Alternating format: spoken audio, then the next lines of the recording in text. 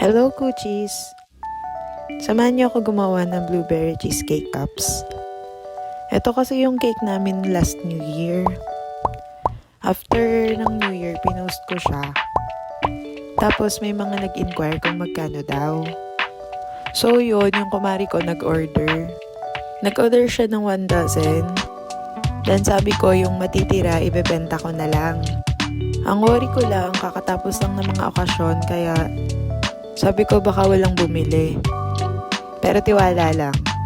Ang struggle ko dito, nahirapan ako maghanap ng cream cheese. Diyos ko, pinagala ko na ang buong tanawan sa asawa ko pero wala talagang cream cheese. Sabi ko, patay.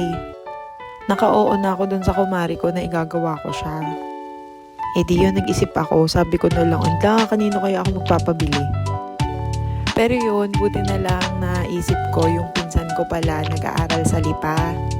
Nakisuyo lang ako kasi exam niya. Sabi ko baka pwedeng ihanap niya ako. Then yun, Diyos ko, salamat po Lord, nakahanap siya. At mabalik nga tayo sa pagbibake.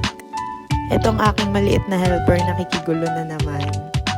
Hinahayaan ko lang siya. Kasi gusto ko makahiligan din niya pagluluto. Pero pag lumaki siya, siya na yung magluluto. Para sa amin. Charot! And yun, ang pagbibake kasi ng blueberry cheesecake ay hindi pang mabilisan. Usually, 2 days yung lead time niya. Kasama yung pag-chill sa ref. Sa time na to, iniisip ko kung may bibili kaya ng mga natira. Kasi sabi ko kung walang bibili, kakainin ko na lang. Kasi ang sarap talaga nito, promise. Tapos yung helper ko, tingnan nyo naman. Diyos ko, naubos yung tape namin. So, ayan, ready to pick up na ang ating blueberry cheesecake cups. And sana magustuhan ito ni client na kumari ko pa. Kasi yun talaga yung pinakakabadong part ko lagi. Kapag unang beses ko lang siya ibebenta sa client, syempre gusto ko malaman kung ano yung feedback niya.